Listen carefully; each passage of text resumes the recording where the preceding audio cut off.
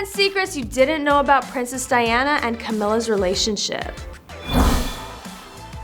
Both the king and Camilla have shared ancestors dating back to the 17th century.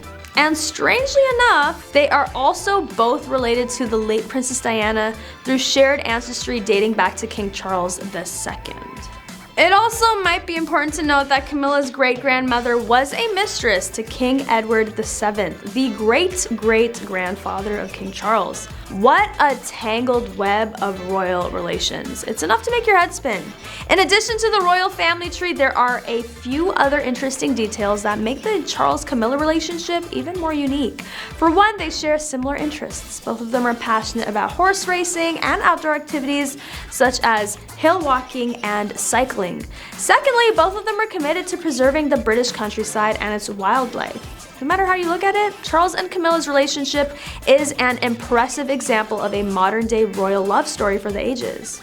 The fact that they have managed to stay in love amidst all the complexities that come with being part of such an illustrious family is a testament to their strong bond. On to number 9, not mentioning his ex to Diana. Yup, Diana thought Charles and Camilla were just friends and found out about their history only after she said yes to the proposal, the Duchess Camilla Parker Bowles, and the love affair that rocked the crown.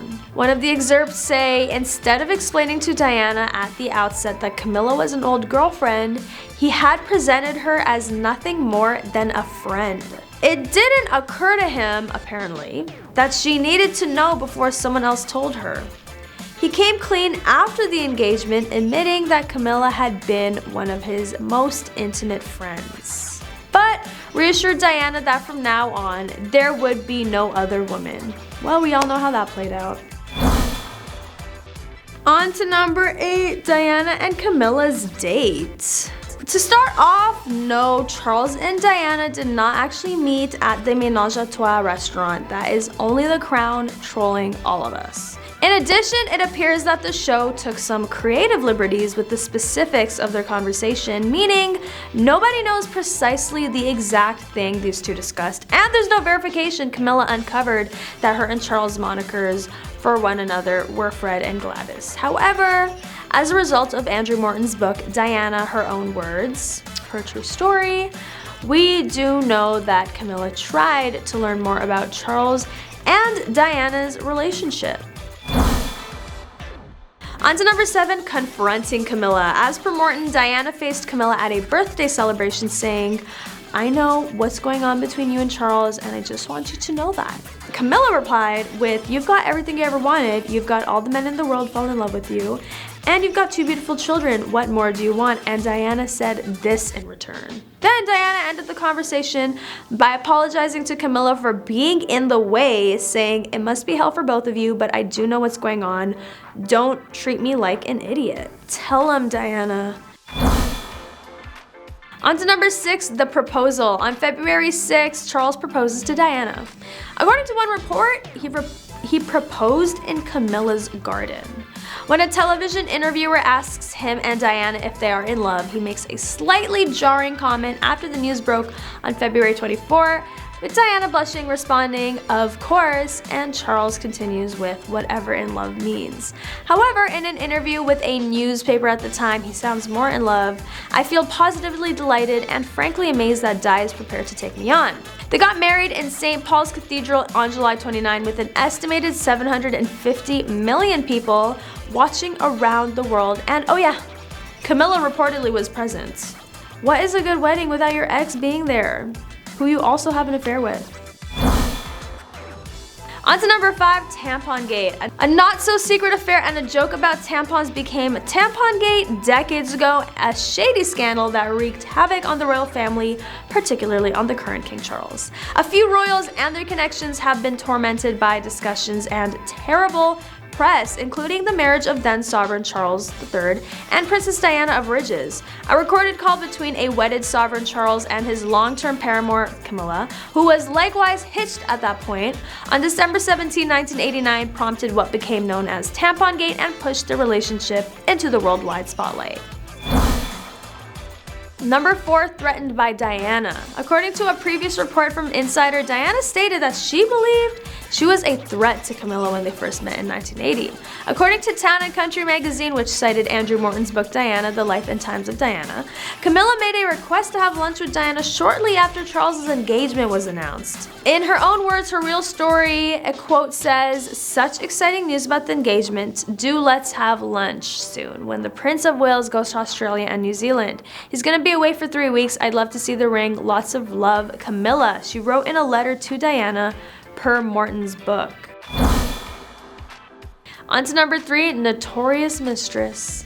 By 1986, Charles had revived his not really calm sentiment with Camilla.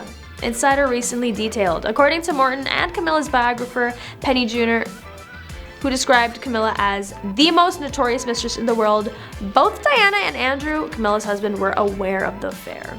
In 1986, Diana also started a series of affairs, one of which was with cavalry officer James Hewitt.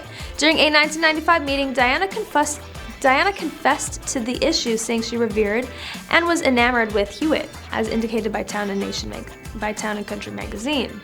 The public perception of Camilla was incredibly negative following Charles and Diana's divorce.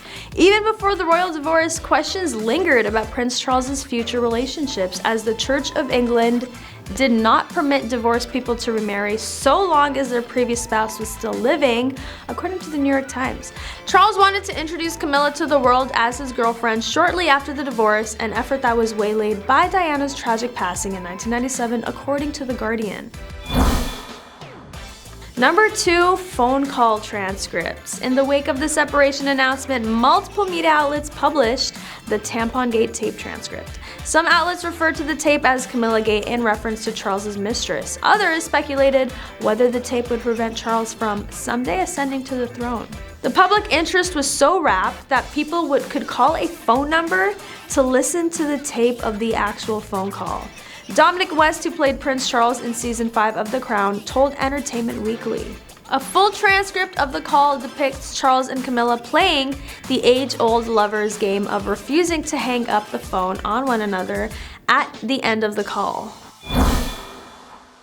And finally, number 1, the crowded marriage. Diana gave a tell-all interview to the BBC in 1995 in which she spoke openly about Charles's affair while admitting to her own affairs as well. She also discussed her health issues, including postpartum depression and bulimia, according to Town and Country magazine. In her words, "There were 3 of us in the marriage, and so it was a bit crowded," the princess famously said, referencing Camilla without naming her.